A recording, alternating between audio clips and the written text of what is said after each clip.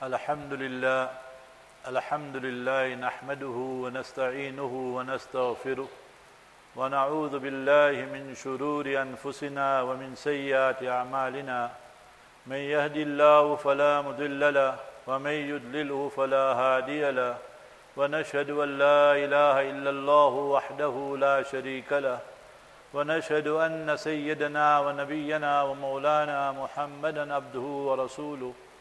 قال الله تعالى في شأن حبيبه إن الله وملائكته يصلون على النبي يا أيها الذين آمنوا صلوا عليه وسلموا تسليما اللهم صل وسلم وبارك على سيدنا وحبيبنا وشفينا محمد صلى الله عليه وسلم. Honorable ulama, respected elders, brothers, beloved youth, Assalamu alaikum wa rahmatullahi wa barakatuh. All praise is due to Almighty Allah, the sustainer, nourisher and cherisher of the universe.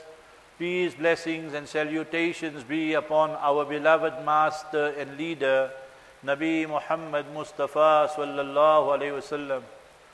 In this 15-20 minutes that I have, I will just stick to one topic, and that is the month of Muharram. We all know that today is the 29th of Zil Hijjah, and tonight, inshallah, we should scan the sky. And if the crescent and the new moon is sighted, we should say, Allahu Akbar, hilalu khairin wa rushdin. Ya Allah, make this month of Muharram a month of khair and goodness, wa rushdin and righteousness. The hadith is in Abu Dawood. And if the moon is not sighted tonight, then tomorrow definitely, tomorrow night will be the first, and Sunday will be the first. Then we read tomorrow night, inshallah, Allahu Akbar, hilalu khairin wa rushdin. Second point, my brothers, when did this Islamic calendar start? What is the origin of it? In Surah Tawbah, Surah 9, verse 36, Almighty Allah highlights this issue. Inna iddata shuhuri indallahi ithna ashara shahran fi kitabillahi yawma khalaqa as-samawati wal ard. Verily, the amount of months by Almighty Allah and already prescribed and ordained in the book of Almighty Allah, the day Almighty Allah created the entire universe. So Almighty Allah made 12 lunar months from time immemorial. Minha arba'atun hurum. From these 12 lunar months, 4 are sacred months. Which are the 4 sacred months, brothers? Mustafa Nabi Muhammad sallallahu alayhi wasallam, as mentioned in Bukhari Sharif, said, Thalathun mutawaliyat, 3 are consecutive months, Zul Qa'dah, Zul Hijjah, Muharram, and the month of Rajab. So that is what the Quran Kareem is teaching us. Any person could ask this question, as a valid question, why does Islam follow the lunar calendar? We just returned from Hajj now 2 weeks ago. So brothers, you know in your own life, Ramadan fasting sometime in summer, sometime winter, similarly with Eid, similarly with Hajj. So this is a manifestation of the justice system of Almighty Allah. Whether you are in the east, in the west, or in the north or south, it will rotate and you will find that sometime you are fasting in summer, sometime winter, similarly with the Eid and so forth and so on. Now compare and juxtapose that with a non-Muslim. Yesterday, day before yesterday, the non-Muslims, some of them were celebrating their Diwali. So their entire life it will be in summer. They know nothing about it in winter. You see Christmas and New Year. In South Africa, the entire life they experience it in summer. You go to Europe, America, when I was there, you can't even come out of your home. The snow is so high. Is minus 15, minus 18 degrees. So imagine the wisdom which Almighty Allah has blessed us with these months here. Now my brothers, what should we be doing during this month of Muharram? 2-3 actions we should try and do. Let's start with the Sunnah first. Mustafa Nabi sallallahu alayhi wasallam said, Khairu siyam ba'da shahri Ramadan. The best fast after the month of Ramadan is Shahrullah al-Muharram, the month of Almighty Allah, and that is the month of Muharram. So Ramadan fast we all know is obligatory, compulsory. But in the other 11 months, the best month to fast is the month of Muharram. So tonight you will get the news, whether it's the 1st of Muharram tomorrow or Sunday. So let us start the month, inshallah, and the new year with fasting. In that way, we come very close to Almighty Allah. We show and display our love for our Creator. وَالَّذِينَ آمَنُوا أَشَدُّ حُبًّا لِلَّهِ. That those who possess true Iman, they are intensely in love with Almighty Allah Jalla wa'ala. Second one, the day of Ashura. We all should try and fast the 9th and 10th or 10th and 11th or 9th, 10th and 11th, alhamdulillah. It's authentic hadith in Sahih Muslim. Mustafa sallallahu alayhi wasallam said, "Ahtasibu ala Allah ay yukaffira sanata allati qablah." That I hope and I expect Almighty Allah Jalla wa'ala will forgive the previous year's sins. This day of Ashura, my brothers, it gained importance already from the time of Nabi Musa alayhi salatu wasalam, as mentioned in Bukhari Sharif, Muslim Sharif. Why was this day important? غَرَّقَ اللَّهُ فِرْعَوْنَ وَقَوْمَهُ وَنَجَّى اللَّهُ مُوسَى وَقَوْمَهُ. Almighty Allah rescued Nabi Musa alayhi salam and his people. And the Pharaoh and his people were drowned on that day. So it shows from that time already it was so significant. Prior to the Milad Mubarak, the honorable and greatest, the birth of Nabi sallallahu alayhi wasallam, we find the Quraysh. They were people who were worshipping idols. But even they used to believe the day of Ashura is so significant. The Ghilaf of the Kaaba, you know nowadays, 2 weeks ago we were in Arafat, and there we find that the Kiswa was being changed and so forth. So nevertheless, in those days prior to Nabi sallallahu alaihi wasallam Mubarak birth, on the day of Arafat, on the day of Ashura rather, they used to change the Kiswa and the Ghilaf of the Baytullah, because they held the day of Ashura in such great esteem.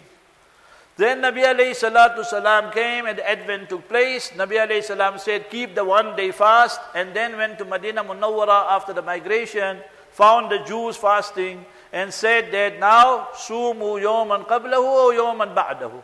As mentioned in Musnad Ahmad, you keep 1 day fast with Ashura, 9th and 10th, or 1 day after that. So that is what we must do, and obviously you, the husbands, the fathers, you know, inshallah, Man wasa'a ala iyalihi yawma ashura wasa'a Allahu sa'ira sanatihi.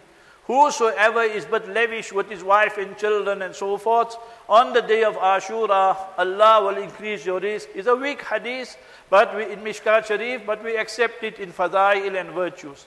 So you know, on the radio, the women, they phone, and they say, my husband is so conjuice and such a bakhil person, he don't spend anything, so I have to bribe them up on your behalf, and say that, no, call him honey and tell he must give me some money, you know. So inshallah, brothers, you keep a big heart, inshallah, and you spend on your wife. You don't spend on me, it's fine. Spend on your wife and your children, alhamdulillah. This was introduction. Now I am coming to the most important message. Brothers, understand what I am saying, and it is of paramount importance. This is not something that is of secondary issue. This is fundamental. We belong to the Ahlus Sunnah wal Jama'ah. Just now I translated Sheikh Suday's khutbah from Makkah. He spoke of the same thing. Because today, look at the international scene, look at the national scene and the local scene. Internationally, I take you quickly, that my time is very limited. Iran, I've been there last year. You must remember, is 75, 80, 85% Shia, depending whose you want to accept, whose survey. Iraq is majority Shia. Even in time of Saddam, it was majority Shia. 2/3 are Shia and 1/3 are Sunni. Bahrain is 80% Shia. Then you come to Lebanon. Hezbollah is such a powerful army, every Muslim country, Arab country fears them. They are Shia, whether we like it or not. Syria, the regime of Bashar Assad is 100% kafir, murdering our people. 7 to 8 million of our brothers, sisters of Syria are now refugees. They stay in the open, in the tents. And to kill the Sunnis is considered a great ibadat for them. How many of our women, there's no time, brothers, were raped, mass raped by these very people. Now you see on your TV and in the radio and in the newspapers, the mass media, you have the Houthis in Yemen. Houthis are Shias and they have taken control of Yemen. Internationally and with the Western backers, US and UN and UK, they all are pro-Shia, they anti-Sunni, they anti-us. You must understand the politics, the real politics as they call. So you must understand globally what is happening. There is a big war going on against us. Yesterday, day before yesterday, they said that they are giving arms to Daesh. Daesh is ISIS and all of them.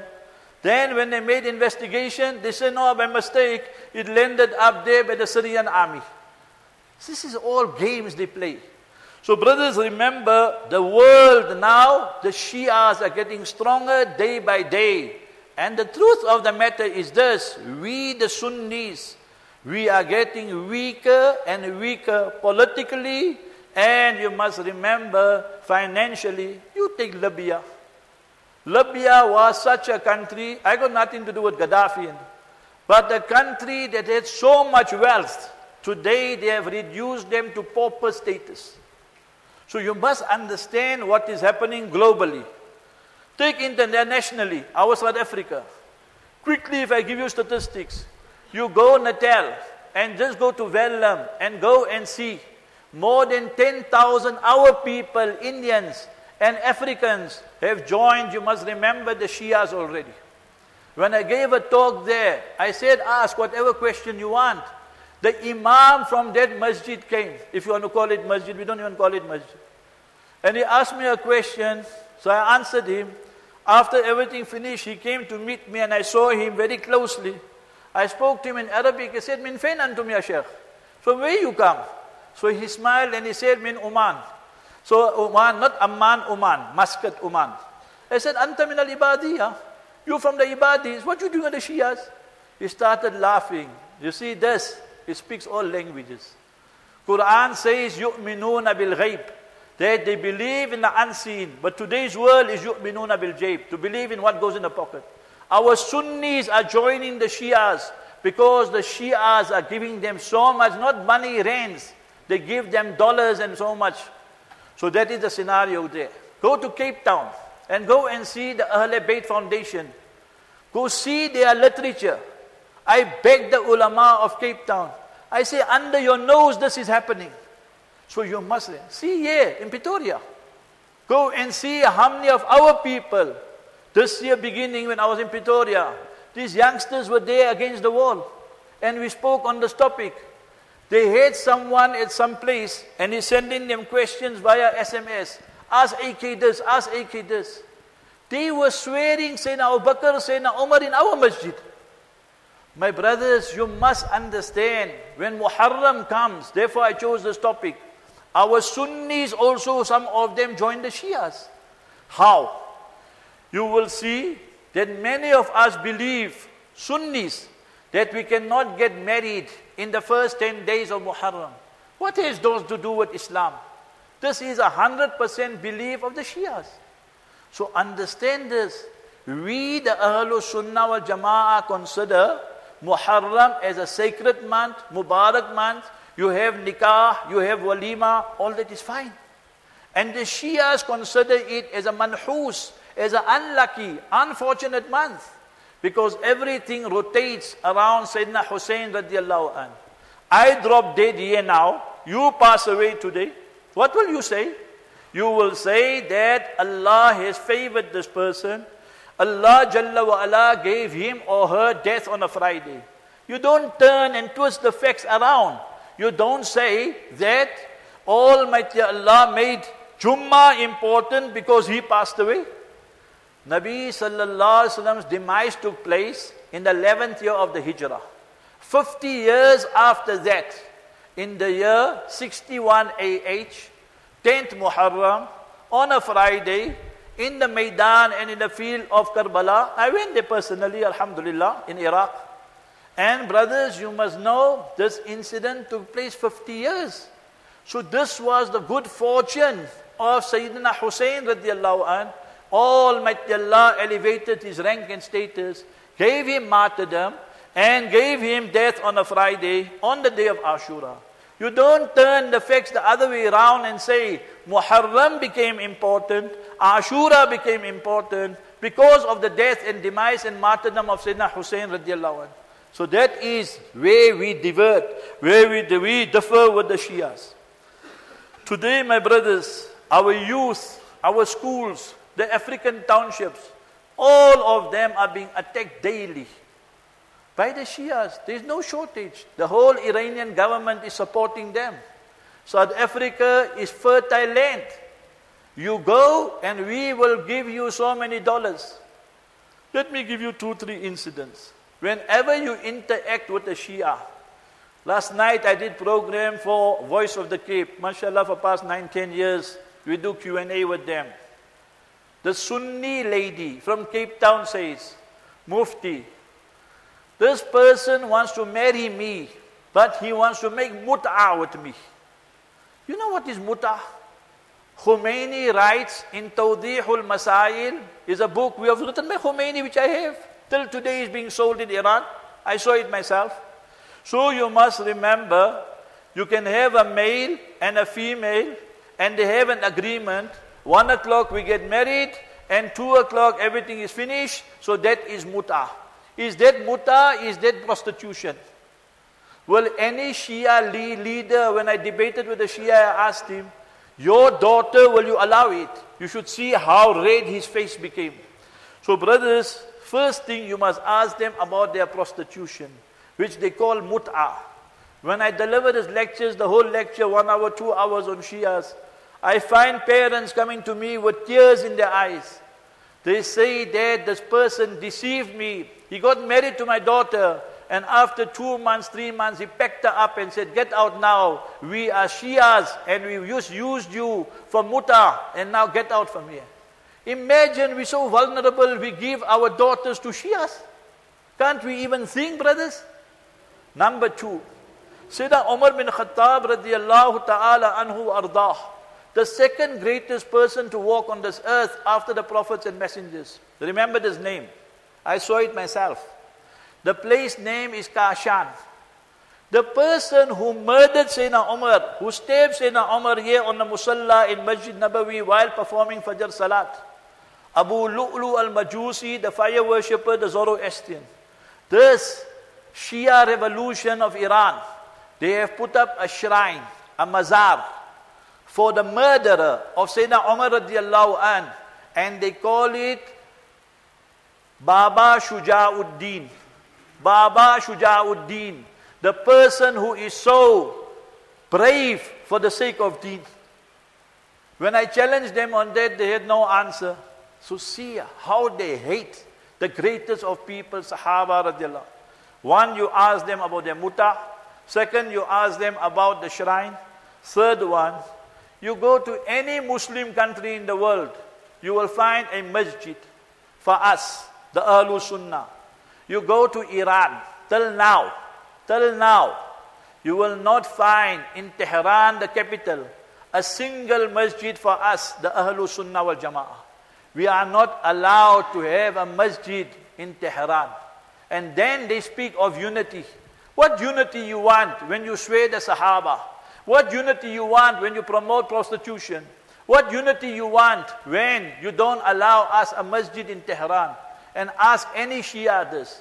So brothers, my message to you today is, inshallah, Almighty Allah preserve us, make the year 1436 better than 1435. Second message, make special dua for Masjidul Aqsa. Quickly, my brothers, 1 more minute. See what the world does, and the South African connection. 1994, Ramadan, 15th of Ramadan, 1994. Baruch Goldstein comes into Masjid Ibrahimi in Khalilur Rahman in Hebron. There are 800, 900 brothers there in the masjid. I read Salat in 89, 92. It's our masjid, the whole masjid. Baruch Goldstein from South Africa. There's terrorist from South Africa. He goes, he pulls out his gun, whilst our brothers are reading Fajr Salat, he slaughters them, murders them. This is Israeli-style justice, the apartheid regime. What they did, they took that masjid and they partitioned it off. Front portion Muslims and the back portion for the Jews. Now, next month in November, in the Knesset, in the parliament, they're going to have a vote that we must partition Masjidul Aqsa. Where are we, the Ummah Muslimah? We don't even know these things here. Brothers, I appeal to you. We can't take guns. We can frighten of crickets, We just say a cricket will run away, our wuzu will break. Brothers, we know, at least raise your hands and make dua to Almighty Allah. Ya Allah, you protect Masjidul Aqsa and you decimate and destroy these Jews and the Zionists. This is my second message. And third message, my brothers, it is imperative upon you to protect your iman and your children's iman and protect them from the menace of the Shias. May Almighty Allah Jalla wala give us tawfiq. Our ladies program that was supposed to was scheduled for tomorrow, inshallah, will take place this afternoon, 3 to 4, at the same venue, inshallah, the girls' madrasa. So the ladies program this afternoon, between 3 and 4, inshallah. Barakallahu feek, jazakallahu khair, wa akhiru da'wana, alhamdulillah.